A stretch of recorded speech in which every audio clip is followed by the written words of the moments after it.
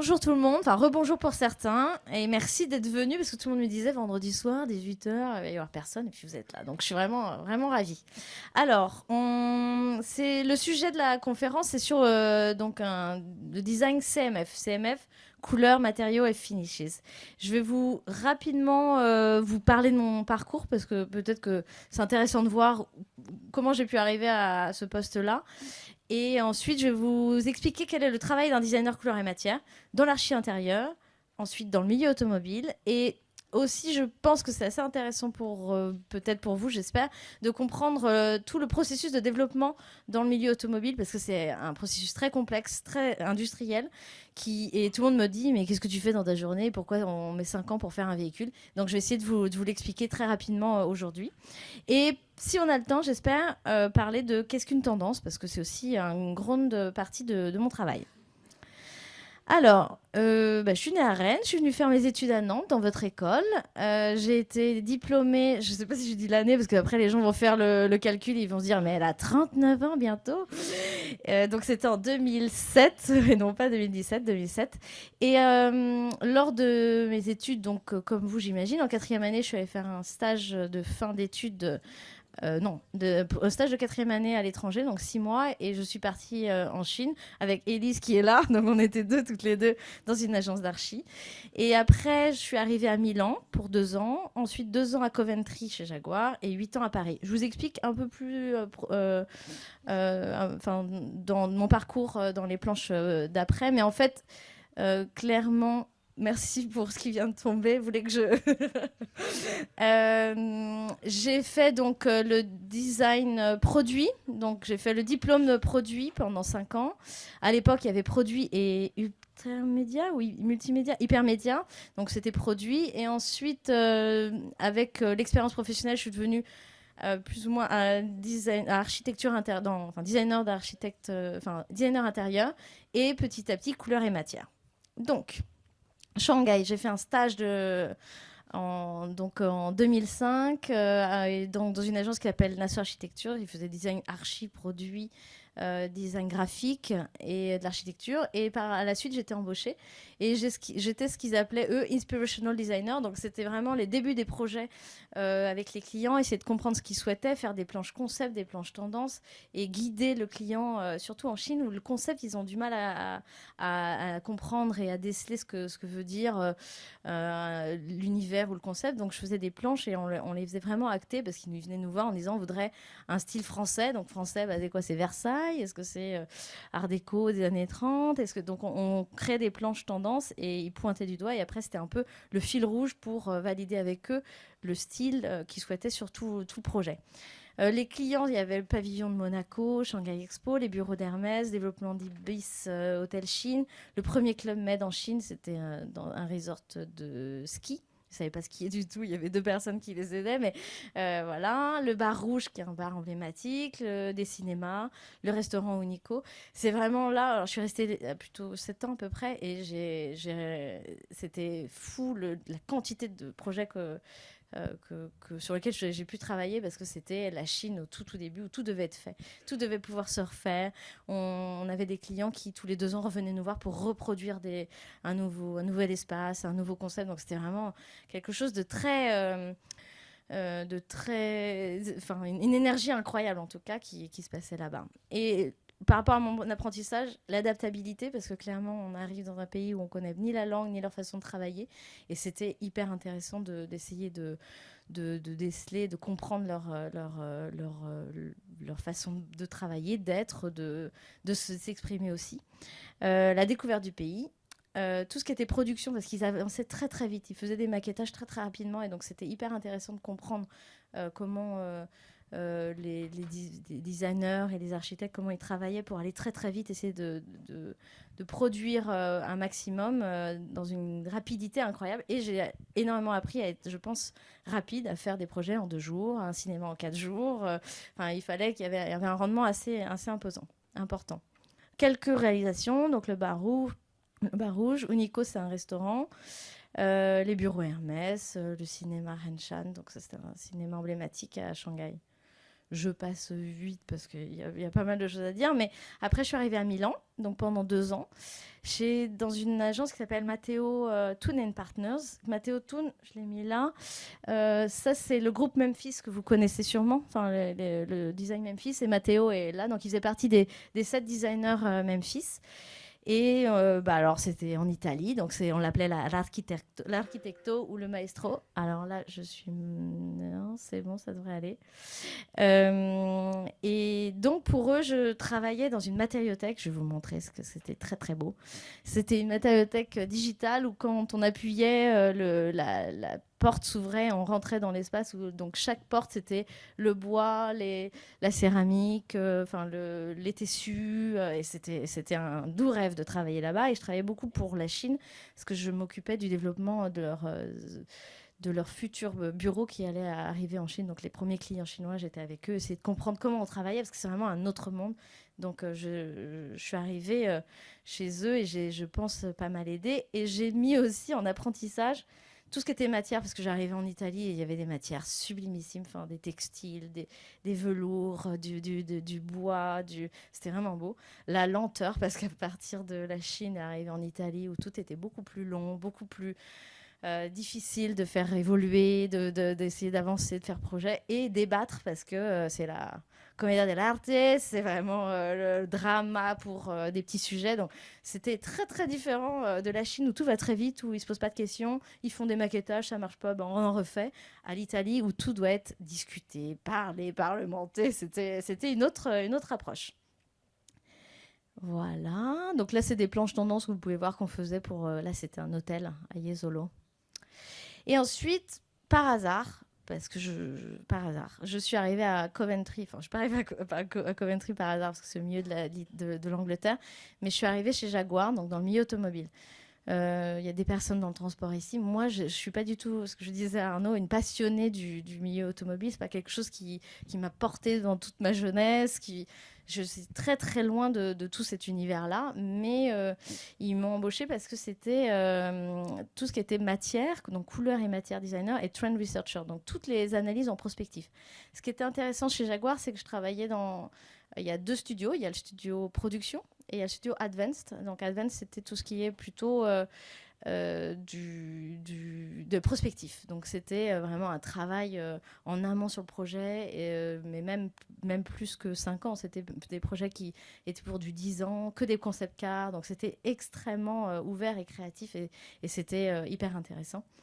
Et donc j'ai travaillé sur le concept car iPace, des teintes de caisse et beaucoup de recherche de tendance. L'apprentissage par rapport à ça, c'était arrivé dans le milieu automobile. Je ne connaissais rien. D'arriver. Et ce qui était hyper intéressant en Angleterre, c'est que là, tout est très clair. Il y a une vision.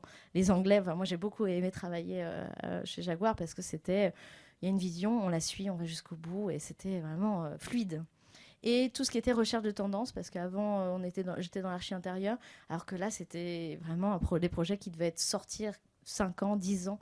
Et donc, il y avait une vision vraiment de ce qu'était une tendance, comment on travaillait, comment on s'inspirait, et essayer de retranscrire pour les prochains véhicules. Donc là, je vous montre, là, c'était des planches tendance sur lesquelles j'avais travaillé, qui nous ont amenés au concept car iPace.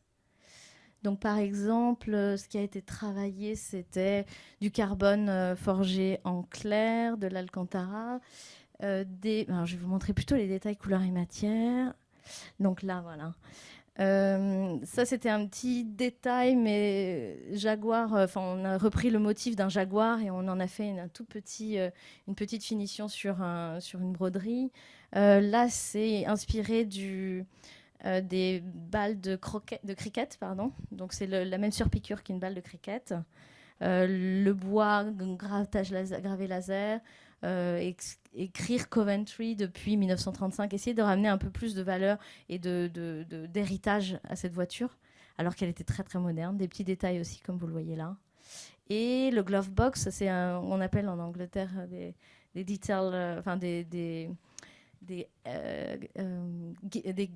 eggs, des petits jeux qui peuvent rajouter, ouais, voilà, exactement, pour donc l'embossage d'un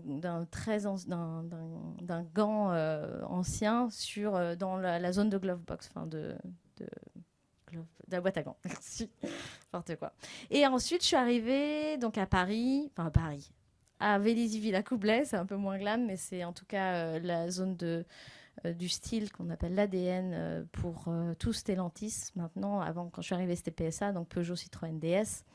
Et maintenant, je travaille chez DS depuis presque 8 ans. Et je supervise tous les aspects couleurs et matières des éditions limitées Monde. J'ai commencé avec les éditions limitées.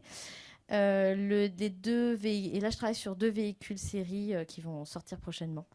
Donc, c'est un long process. Donc, je vais vous l'expliquer après. Ce qui est intéressant, c'est que j'ai dû m'adapter beaucoup parce que chez Jaguar, c'était tout ce qui était concept. Donc, en fait, on s'en fichait de l'industrie, plus ou moins. Parce que c'est vraiment, on lâchait, enfin, on s'en fichait pas, mais on lâchait vraiment des idées. Et là, chez DS, on va jusqu'à la production d'une voiture. Et il y a une complexité industrielle qui est juste innommable. Enfin, c'est vraiment très difficile parce que, par exemple, chaque matière doit être testée pendant des heures à la lumière ou à l'abrasion ou parce qu'il faut qu'on puisse revendre une voiture 10 ans après, qu'elle soit presque pareille qu'à l'achat. Donc, il y a toute une complexité, ou même les achats, parce que des fois, on fait retirer une matière parce qu'elle coûte quelques centimes de trop, et donc ça ne passe pas au véhicule. Donc, il y a énormément de complexité industrielle.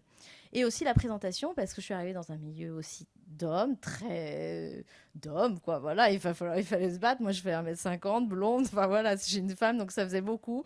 Et donc, j'ai pas mal appris à, à poser un peu les limites, à dire ce qu'il fallait et aussi ne pas faire du j'aime pas, parce qu'en couleur et matière, il y en a beaucoup qui disent j'aime pas le vert, j'aime pas le bleu, mais il y a une raison à cette teinte-là. Il faut aussi... ouais, j'ai dû vraiment apprendre à me positionner. Et donc ça, c'était très intéressant. Et voilà, donc là, c'est la première voiture électrique de PSA à l'époque, ouais, c'était PSA. Des éditions limitées, donc l'embossage sur du cuir ou l'impression 3D ou du sticker sous peinture. Tout ça, c'est des éditions limitées et c'est pour nous hyper intéressant parce que c'est de là qu'on peut faire passer des innovations. Une édition limitée, c'est qu'une voiture pour 500, 1000 véhicules et on arrive à faire passer des innovations parce qu'on fait les premiers tests finalement sur ces voitures-là et si ça passe, après, on fait passer ces innovations en production. Je vous montre DS, la stratégie maintenant. Je vous parlerai après couleur et matière, mais c'est très rapidement pour vous expliquer ce qu'est la marque DS, parce que je ne sais pas si tout le monde connaît ou voit. On a un héritage très fort. Tout le monde se rappelle, enfin tout le monde, en tout cas pas mal de personnes se rappellent des anciennes DS. Nos grands-parents les avaient, ou arrière-grands-parents, peut-être pour vous. Il y a une connotation très très forte de cette voiture, même dans le milieu du cinéma. Ce qui est important de savoir, et ce que Thierry Métrose, notre directeur du style, nous dit, c'est que cette voiture-là, on va pas refaire du rétro-design. C'est pas là où on veut aller. Nous, ce qu'on veut, c'est s'inspirer de l'avant-gardisme de cette voiture. C'est-à-dire qu'elle avait techniquement des choses qui étaient vraiment incroyables. Les phares suivaient la direction.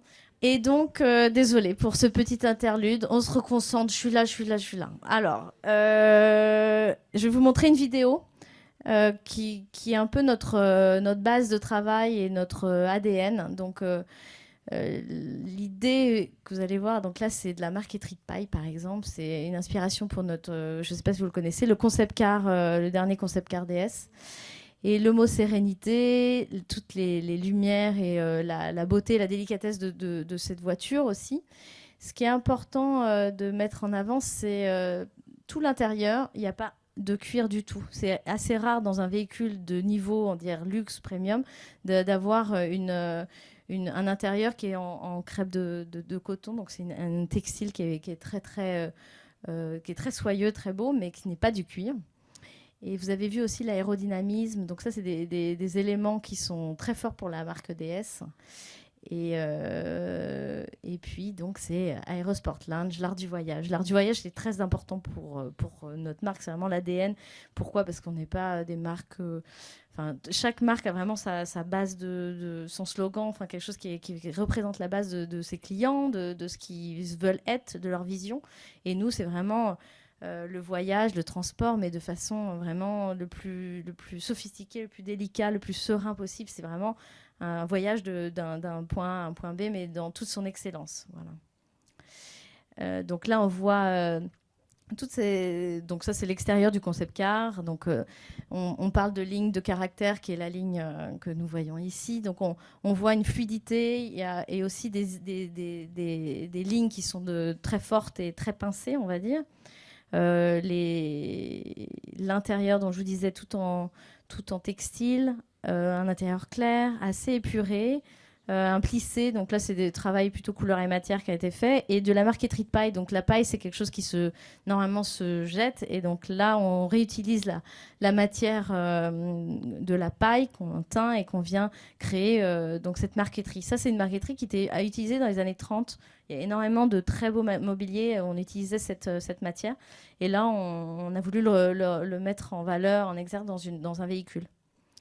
Et donc aussi d'avoir peut-être le moins possible d'écrans, des choses aujourd'hui qu'on essaye de développer pour nos prochains véhicules, parce que toute la planche c'est une projection et c'est une matière, c'est pas un écran, parce qu'on veut essayer de donner un peu plus de sérénité, d'ouverture en tout cas à ce véhicule.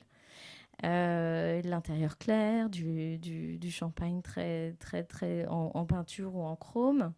Et donc là, c'est tout le travail qui a été fait en interne. Donc en interne, on a des selliers. Et donc on a des personnes qui produisent nos maquettages. Donc on travaille énormément. Moi, en tout cas, je travaille énormément avec eux, parce que dès qu'on a une idée, on a une envie, on va les voir, on leur demande si c'est possible. Ils nous font des tests avec des surpiqûres, avec un embossage, un plissé. En fait, eux, ils nous aident énormément. Ils peuvent aussi nous guider sur les problèmes techniques qu'on aurait. Les ambitions, c'est voilà, mettre en avant le luxe français dans une industrie automotive. Là, je vous montre quelques images. Donc, signature lumineuse et aussi les lignes sculptées et les proportions. Il y a un nouveau territoire d'expression aujourd'hui, c'est la calandre, parce que les calandres avant, elles étaient là parce que pour justement l'air et faire passer l'air pour le moteur. Maintenant, on est en électrique, donc c'est quelque chose qui ne sert peut-être plus. Enfin, les calandres aujourd'hui, elles sont perforées pour l'air, et maintenant quelque chose qui peut devenir justement une nouvelle expression. Et je vous montre aussi, donc ça c'est ce qu'on appelle ça c'est un intérieur, on fait des manifestes. Donc c'est des voitures que normalement on garde pour nous en interne. On met un peu d'argent sur ces éléments-là pour montrer l'excellence de notre travail et notre vision. Et ça, c'est des manifestes. Donc là, vous le voyez, normalement, ils ne se montrent pas, mais on garde nous en interne et on montre aux ingénieurs. On va dire aux ingénieurs, venez voir ce qu'on a en vision, ce qu'on a en tête.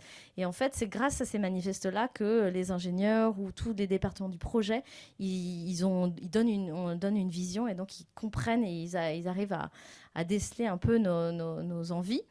Et s'ils sont bluffés, ils nous aident encore plus, clairement. Parce que si on leur dit, ah, on a une idée, on a envie de faire ça, ça ne marche pas. Et dès qu'on a une maquette, dès qu'on a un maquettage, donc là on l'appelle un manifeste, et bien vraiment ça exprime toutes nos envies, en fait, nos souhaits. Donc c'est vraiment...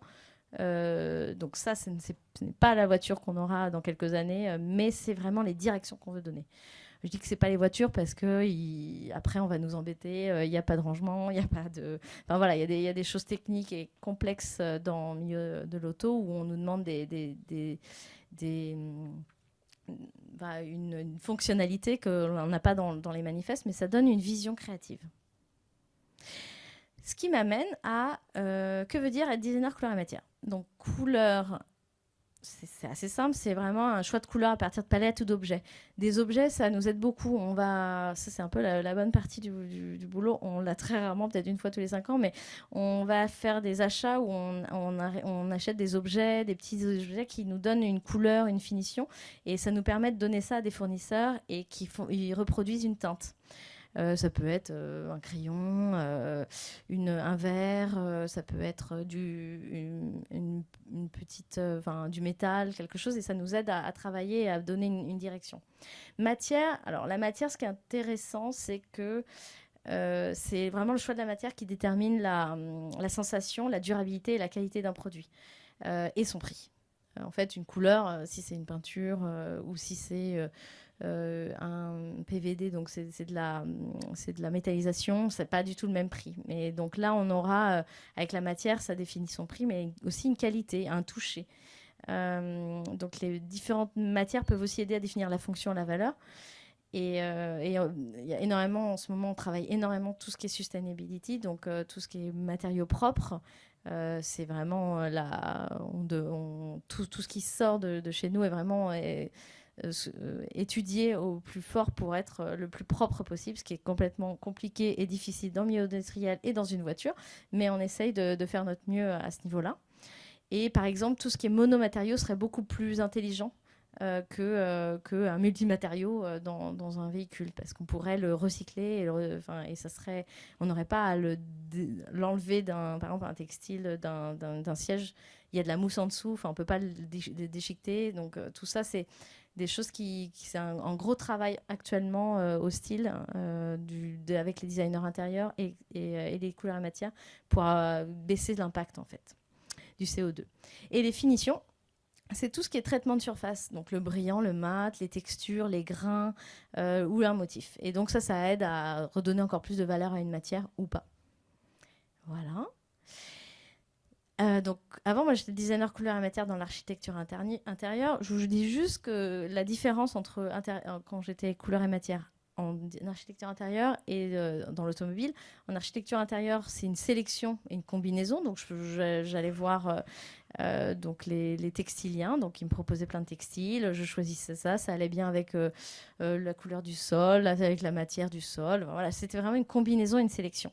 Alors que dans le milieu automobile, il y a tout un travail d'avance de phase, de création. Donc là, dans l'archi intérieur, c'est une sélection. Et vraiment dans l'automobile, je travaille avec les fournisseurs, on fait des allers-retours, on va à l'usine, on essaie de tresser, de tisser le textile, de rajouter un fil. Tout ça, c'est vraiment un travail en amont. Et c'est une création de teinte, par exemple, une création de matière, une création de finition. Et bien sûr, une combinaison, parce qu'il faut que ce soit tout un ensemble dans la voiture. Je vais vous montrer le working progress d'une voiture en production. Donc, juste au niveau du style, on travaille avec les designers extérieurs, donc ils font la voiture extérieure, intérieure, donc couleur et matière, donc c'est nous. On a aussi un département lumière, on a un département des jantes et il y a le département UX, donc tout ce qui est écran. Donc on voit que là, il y a vraiment énormément de départements pour arriver à faire un projet qui est un véhicule. Là, c'est que le style. Après, moi, je travaille énormément en amont aussi avec des experts techniques matière. Donc, je leur propose une matière. Ils me disent si ça fonctionne ou pas, si on pourra le gainer facilement ou si on pourra le peindre facilement, si le bois ne va pas craquer. Enfin, voilà, il y a tous ces départements-là qui est plutôt du laboratoire.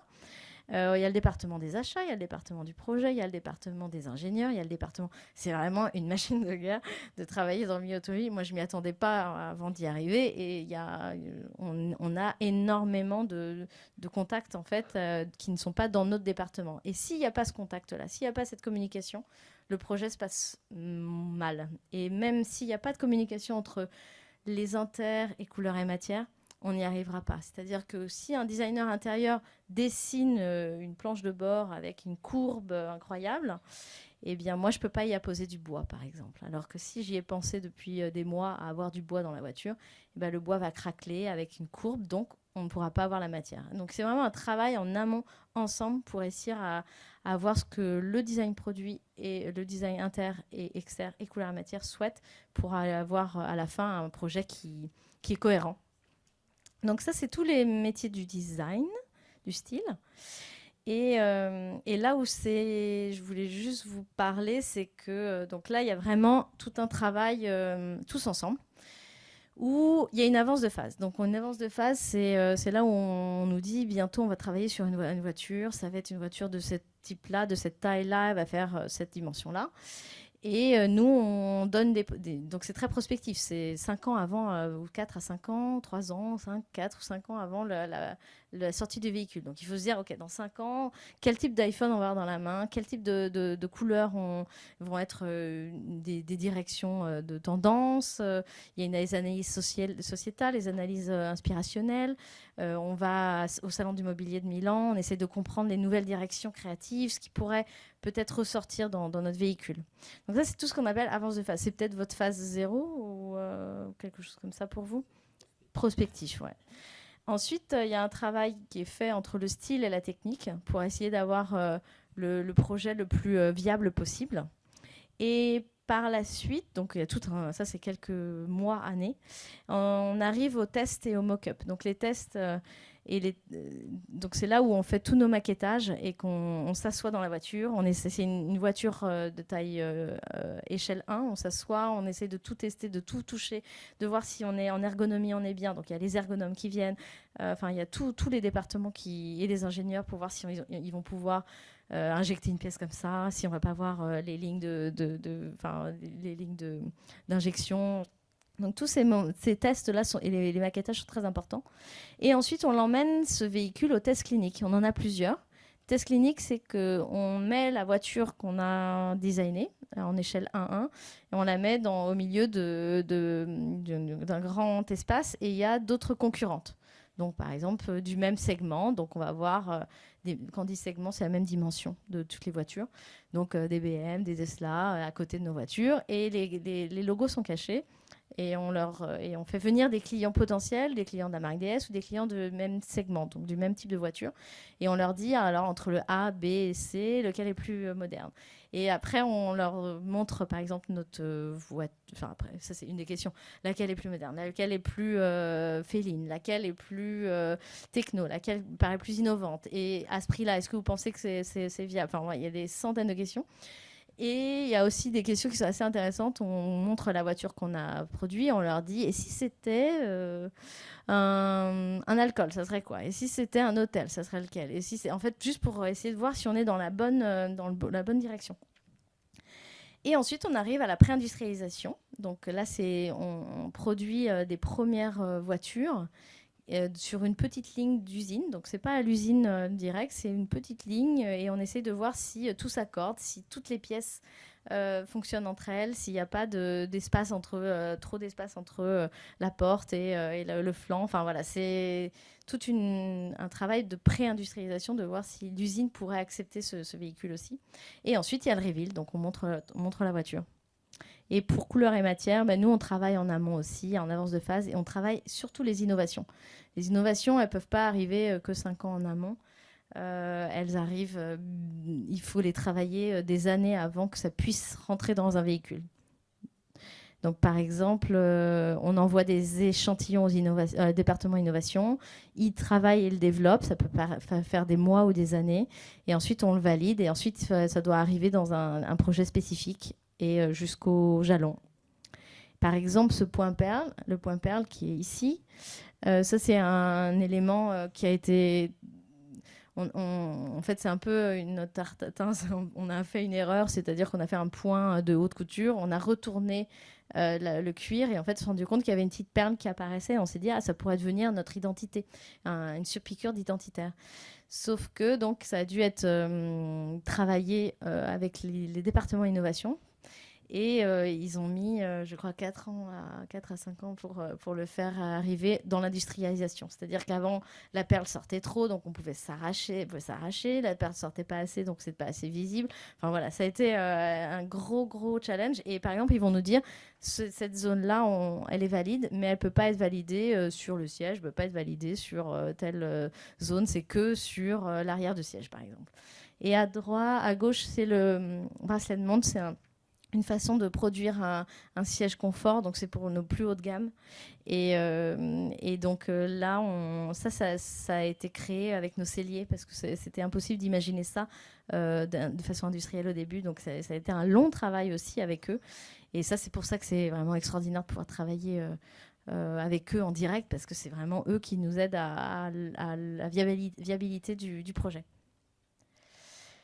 Voilà, les avances de phase. Je vous montre aussi en avance de phase tout ce qui est en travail. On a la chance de pouvoir travailler avec des artisans d'art. Donc là, Cécile est styliste textile. Et donc, pour le concept car, elle nous a aidé à faire un tressage de fils et de lumière, de fils de lumière aussi. Donc, c'était vraiment extraordinaire son travail. On a pu voir tout en amont. On a pu travailler avec elle et essayer de déceler et de trouver ce qu'on souhaitait parce qu'on voulait des lignes aussi qui très élevées, enfin enlevées et aussi de la lumière. Donc, elle nous a aidé à produire ça. Là, c'est un plisseur que j'adore, c'est Maison L'Oignon. Donc, son processus, c'est que donc, tous ces éléments-là sont en carton. Donc ça, c'est du carton. Ils mettent une matière à l'intérieur du textile. Ils viennent plisser, donc ramener tout la matière à l'intérieur. Ils reviennent le plisser, enfin créer le plissé à l'intérieur. C'est entre deux pièces de carton, enfin de papier cartonné. Et après, ils mettent à la vapeur pendant 24 heures. Et quand il ressort, c'est plissé. Donc c'est vraiment sublimissime. C'est vraiment un très beau artisan d'art. Lison Decaunes aussi, l'atelier Lison Decaunes pour la marque Street Pie. Donc on a travaillé avec elle pour le concept car. Le Dantec, donc c'est tout ce qui est décoration de métaux. Donc là, ils nous ont aussi, c'est pour le concept car, donc c'est tout un travail de la teinte et de définition, parce qu'on voulait aussi un rainurage. Donc ça, c'était des choses qu'on ne peut pas.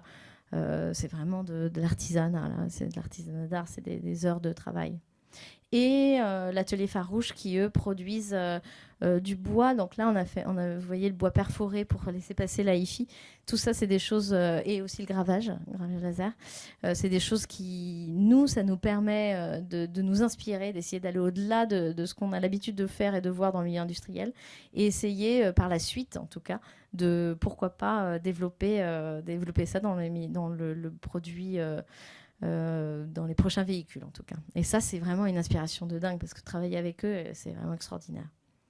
Et aussi, DS s'est associé, on a créé un appel à la création qui s'appelle DS et métiers d'art. Donc, on met en valeur les talents de l'artisanat d'art français. Donc, c'est la 2e édition qu'on fait.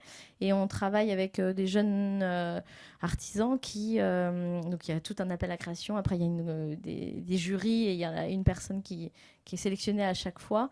Vous pouvez regarder sur le site, je ne les ai pas mis là, mais en tout cas, on a le premier appel à la création, c'était pour l'intérieur du véhicule et pour les médaillons. Et le deuxième, c'était pour la calandre lumineuse. Donc, comment un tressage, un tissage peut redonner une valeur différente.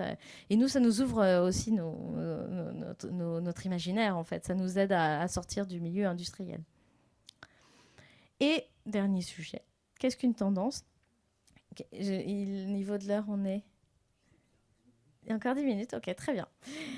Qu'est-ce qu'une tendance ? Pourquoi c'est important ? Parce que clairement, nous, dans notre métier, en couleur et matière, il faut toujours justifier. En fait, on est contre le j'aime pas. On entend beaucoup j'aime pas le vert, je veux pas de vert, ma femme, elle aime pas le bleu. Enfin voilà, c'est un peu compliqué. Donc il faut toujours justifier. Et la tendance, ou en tout cas d'essayer de montrer que c'est une direction qui est prise aujourd'hui de la société, qui peut être qu'on arrive dans un univers assez cohérent. Donc on peut valider des nouvelles teintes, on peut valider des nouvelles finitions. Dans les tendances, il y a les méga-tendances et les micro-tendances. Les méga-tendances, c'est des tendances socio-économiques, environnementales, technologiques et politiques profondes peut-être. Donc le changement climatique, génération du numérique, vieillissement de la démographie, l'énergie. En micro-tendance, donc c'est les phénomènes assez répandus dans une sphère d'influence donnée qui dure des années. Donc, alors, je vais vous montrer un peu plus en détail. Les méga-tendances, par exemple, on va aller là. C'est des évolutions futures qui sont susceptibles d'accélérer, d'amplifier et d'inverser les dynamiques, sociétales. Et elles sont susceptibles d'apporter des solutions aux problèmes. Des fois, c'est plutôt l'inverse. Mais par exemple, quelques exemples. Les méga-tendances, la mondialisation, ça va s'intensifier grâce au progrès des communications, technologies de transport. Là, ça ne donne pas une solution parce que c'est aussi un problématique de l'autre côté. Le recul des émissions de CO2, là, c'est vraiment des choses reposant sur des sources d'énergie plus propres. Le progrès sur le plan sanitaire. Donc ça, c'est vraiment des choses sociétales qu'on a sur l'ensemble de la planète, des directions. Et aussi l'IA, par exemple. On en parle énormément, ça change énormément notre façon de travailler. Et de voir aussi l'avenir de notre travail créatif. Et une micro-tendance, juste pour comprendre la différence, par exemple, c'est... je vais aller directement là. Ah mince, je suis désolée. Hop. Youp. Ici. Les baskets de running, la lingerie dessus-dessous, les canapés bouclettes, la chaussure... Ah mince, vous voyez plus ? Ah, attendez. Hop. Vous voyez ou pas ? Non, on voit du bleu.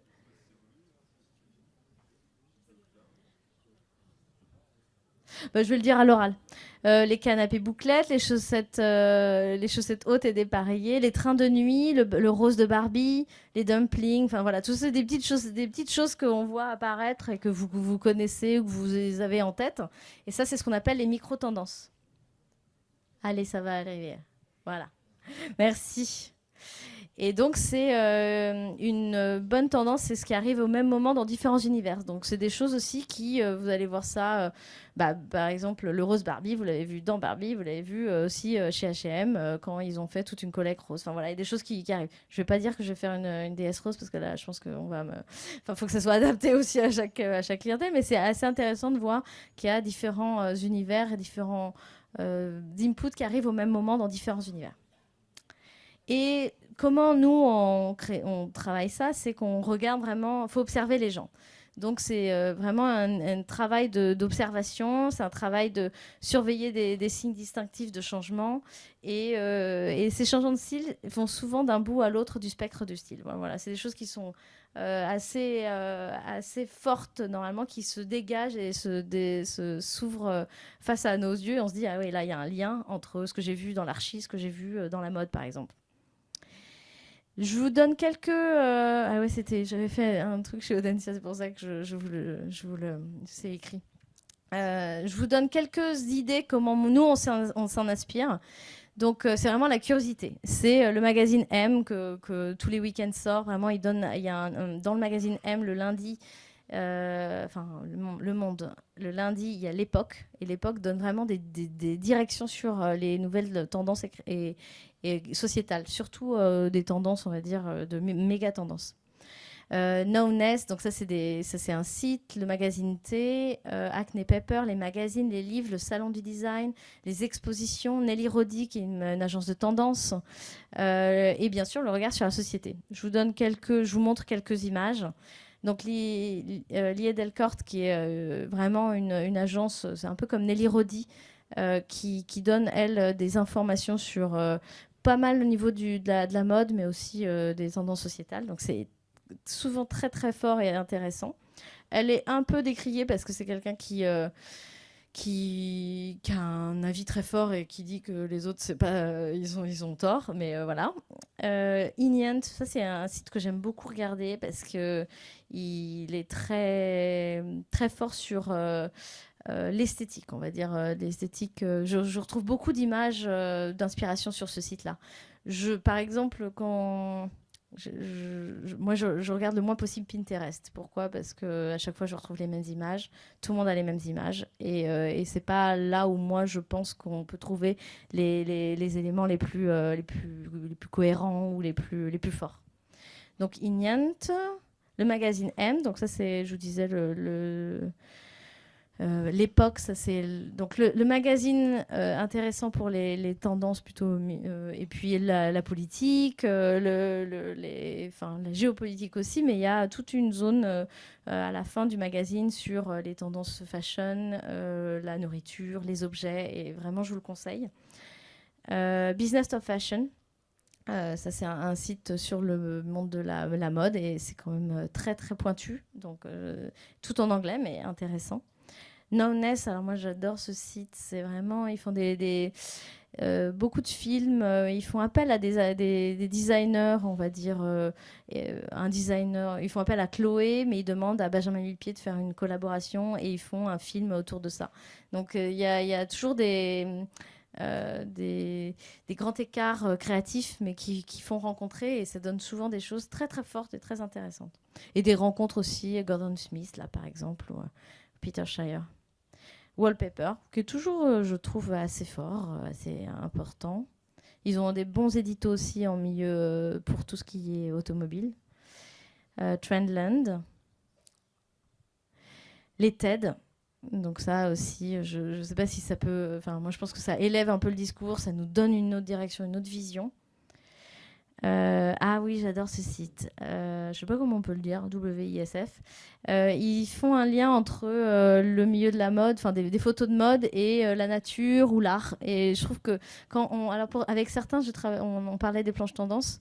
Là, on voit qu'en 2 images, on a un univers, on a un univers un univers fort dans deux univers, on va dire, dans ce milieu de la mode et le milieu soit de l'art ou de la nature. Et je trouve que ça marche très bien, en fait. Il n'y a pas besoin de parler de quoi que ce soit. On est déjà dans une vision forte de ce qu'on souhaiterait. Des expos. Là, c'est une expo que j'avais adorée à Paris où quand j'arrivais, on voyait juste des lapins en blanc. On sentait qu'il y avait un truc un peu stroboscopique. Oui, ça se dit comme ça. Et en fait, quand on prenait une photo, la photo donnait ça. Donc, c'était vraiment, il y avait quelque chose de vraiment hyper impactant et fort. Google Art and Culture aussi, qui est intéressant. Parce qu'il y a des choses un peu drôles. Moi, j'aime bien regarder parce qu'on peut... on se fait un selfie et en fait il nous donne le selfie le plus proche avec les œuvres d'art, ce genre de choses. Et puis aussi il y a tout un travail sur les colorimétries et qui est très très intéressante parce qu'on peut choisir d'enlever le vert et donc ils vont nous donner des images d'envers. Ça pour les blanches tendances par exemple c'est hyper fort parce que là vous voyez j'avais choisi donc ces 5 couleurs et je peux avoir une palette de ça, je crois que c'est Manet avec, avec une œuvre d'art, avec une photo voilà. Donc ça crée un univers graphique et coloré de façon assez rapide. Et voilà. Je sais pas si ça. Merci.